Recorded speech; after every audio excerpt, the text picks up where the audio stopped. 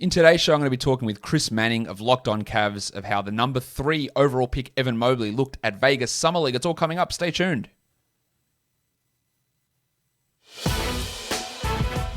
It's the Locked On Podcast Network, your team every day. You are Locked On NBA, your daily NBA podcast. Part of the Locked On Podcast Network, your team every day. Hi, welcome back to another episode of Locked On NBA. I'm the host, Josh Lloyd. You can find me, you can see below, down there, the Twitter handle, at redrock_Beeble. I also host Locked On Fantasy Basketball. We're going to be talking with Chris Manning of Locked On Cavs about Evan Mobley and how he's looked at NBA Summer League. This episode is brought to you by Rock Auto, though. With the ever-increasing numbers of makes and models, it's now impossible for your local chain auto parts store to stock all the parts that you need. Why would you endure often pointless or seemingly intimidating questioning and wait while the person behind the counter orders the parts on their computer, choosing the only brand their warehouse happens to carry? You have computers with access to rockauto.com at home and in your pocket. Save time and money when using Rock Auto. Why choose to spend 30, 50, even 100% more for the same parts from a chain store or car dealership? Rock Auto is a family business serving do-it-yourselfers for over 20 years. Rock Auto prices are reliably low for every customer, and they have everything you can need, from brake parts to tail lamps, motor oil, or even new carpet. Go and explore their easy-to-use website today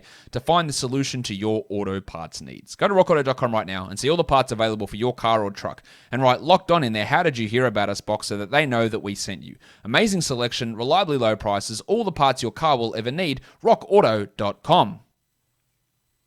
All right, so let's bring him in now. One of the hosts of the Locked On Cavs podcast, Chris Manning, is here with me on Locked On NBA. Chris, welcome back to the show, firstly. And secondly, we're covering the top 3 picks here in today's little bunch of shows when talking about Summer League. Evan Mobley, the number 3 pick, went to the Cavs, played games in Summer League, played around 30 minutes a night, averaged 11 points, 8 boards, shot fairly horribly. This is not, let's put it this way, this is not the environment for Evan Mobley to really stand out. But I thought still, despite some of the pedestrian shooting and scoring numbers, I thought he looked really good. How did you, as a Cavs observer, Cavs insider, view Evan Mobley's professional debut in Vegas?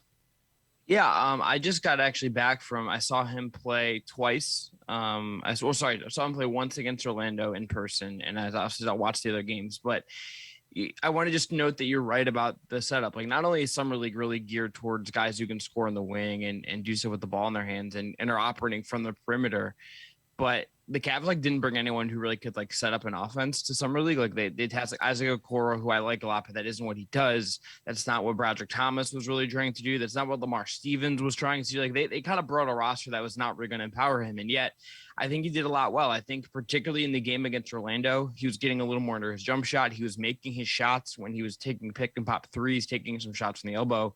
He was doing a little bit of everything in terms of driving, in terms of defending, in terms of passing. He already had seemingly developed a nice chemistry with Isaac Okoro when Okoro was cutting off ball. So I think there's a lot to like, even though the circumstances are weird.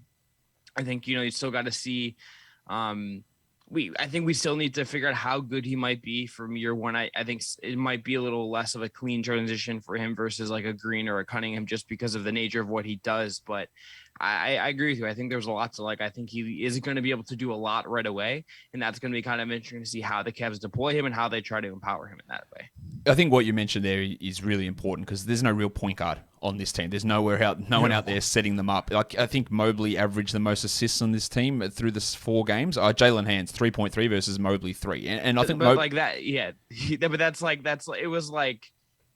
it was like watching a team that was what if trying to do a lab experiment of let's just not have a point guard. Let's have someone bring up the ball. Let's have someone maybe make the first pass. But it's what if we just didn't have a point guard? It was a very I kind of wonder if they couldn't get a veteran, or if there was a prospect they couldn't get. There was just a big point guard shaped hole in this roster. It was very weird. Well, if it had been Portland Summer League team, they would have brought back Jameer Nelson or someone like that to run point for them. But I think what's most impressive with that is yes, look, the shooting is horrendous. 13% from 3, 35% from the field, 40% on his twos. He only hit 50% of his free throws. All that's really bad. But the fact that he was able to generate a 27% usage still while having nobody getting the ball ball to him in advantageous spots.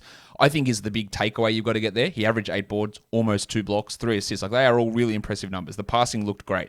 He is still going to be outstrengthed at times by NBA opponents. That's going to happen. But the fact that he's able to get those passing reads in there and still get his own shot despite nobody being able to get him the ball, I think that's the real takeaway here. And as you mentioned, there's so many players, guys like Trevon Blewett, who's on this team, and Broderick Thomas and guys like that who are like, hey, we were fighting for an NBA contract here. So they're just going to take shots. Like, they're going to get out there and they're going to take their shots. Lamar Stevens, another guy that needs try to guarantee himself a rotation spot with the Cavs this year.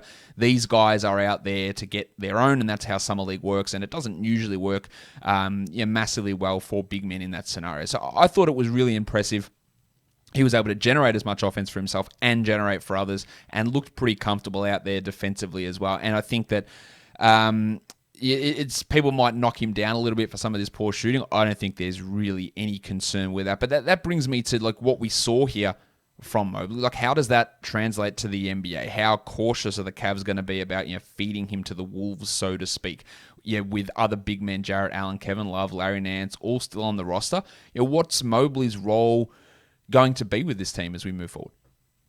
I think you're going to see him primarily playing the 4 to start. I mean, he's a skinny 215 pounds. Like, he is a very lean, not a lot of bulk on him kind of guy. Kobe Allman has kind of talked about him playing, needing to play the 4.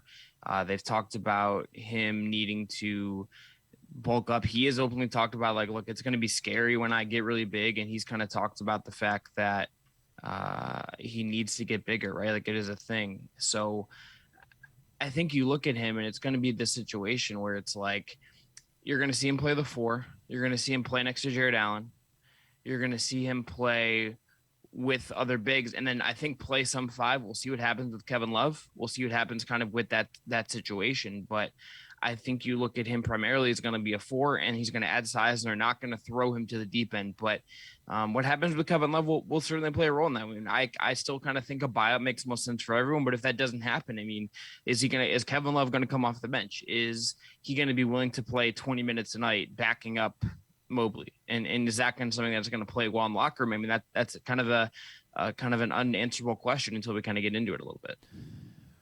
If I look at other Cavs guys at Summer League, Isaac Okoro, who is amazingly only like 5 or 6 months older than Evan Mobley, both 20 years of age, by far the youngest players on this Cavs Summer League team. Okoro, at the end of last season, really took a surge in terms of offensive load, usage, and being more of a scorer in that little period at the beginning of May.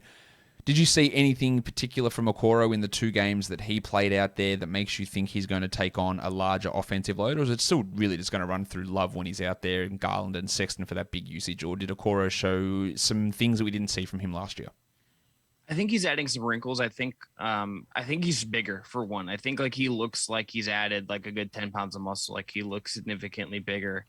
I think you look at him and you see a guy that is like, the shot is what it is. Like, I think he maybe took like 5 threes all of summer league, like in 2 games, maybe even less than that. Like, it's not clear to me like what the shot looks like. And that is really the big kind of variable with him in a lot of ways. But I think offensively, he's going to do some more cutting. I think he's got a lot of potential as a slasher.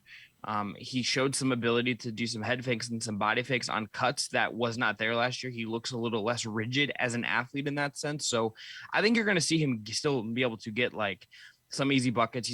I think he's got the potential, if his handle is tighter, to finish at the rim as a attacking bad closeouts. You saw him do that in summer league, where he had a couple powerful dunks just because he's really explosive with that first step if his dribble's tight. So if that stuff holds and that becomes true, he's got a role there on offense. It'll be about his shot, and really I think it's about him working off of Garland and Sexton and whatnot will be the key there. Yes, it'd be really interesting to see how that does happen and what sort of role he fits in. Because like Mobley, he's a very good out of position passer as well.